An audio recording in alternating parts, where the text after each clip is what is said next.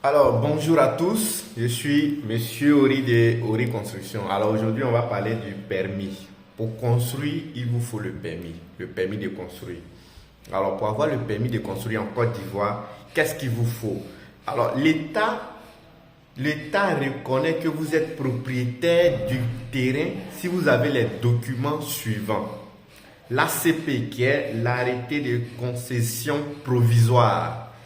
On a aussi l'acte de vente authentique, c'est-à-dire l'acte de vente qui a été délivré par un notaire, qui est aussi valable.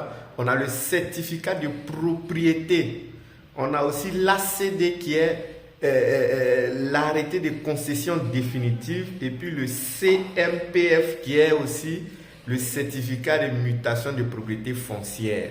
Voici les documents que l'État reconnaît. Quand vous avez déjà ces documents, ça veut dire que vous pouvez lancer votre procédure pour avoir le permis de construire et bâtir votre logement, votre bâtiment. Alors, qu'est-ce qu'il faut déjà quand vous avez ça? Il faut faire la demande du certificat d'urbanisme. Le certificat d'urbanisme sera, on va dire, établi selon le projet que vous allez décrire. Et au moment de la demande du certificat, ils vont profiter pour que le domaine urbain donne son accord, la direction de l'assainissement et du drainage donnera aussi son accord. Donc, le montant que vous allez payer va englober ces trois choses: l'établissement du certificat d'urbanisme, le domaine urbain et la direction du drainage et de l'assainissement. Voilà un peu. Après, ou bien le temps, parce que le certificat d'urbanisme, il prend que 10 jours ou 2 semaines maximum. Au moment ou bien en même temps que le certificat est en cours d'établissement, vous pouvez maintenant faire votre étude géotechnique, qu'on appelle communément l'étude de sol. L'étude de sol va permettre plus tard de faire l'étude technique, c'est-à-dire les plans d'exécution. Donc, l'étude du sol, l'État dit, l'étude du sol n'est pas obligatoire pour les bâtiments qui ont seulement un niveau, c'est-à-dire rez-de-chaussée, ou R+1.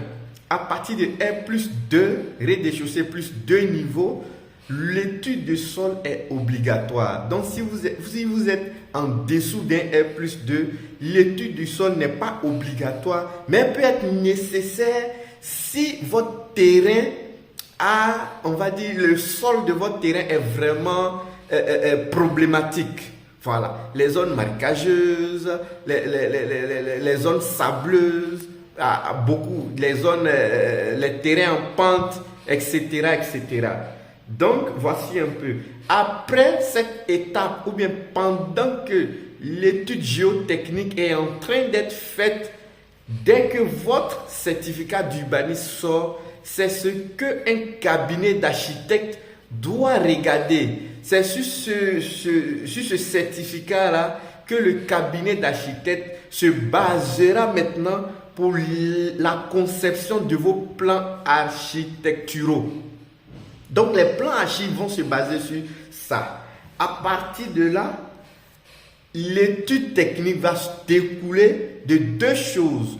L'étude technique va découler des plans archi et des résultats de l'étude géotechnique.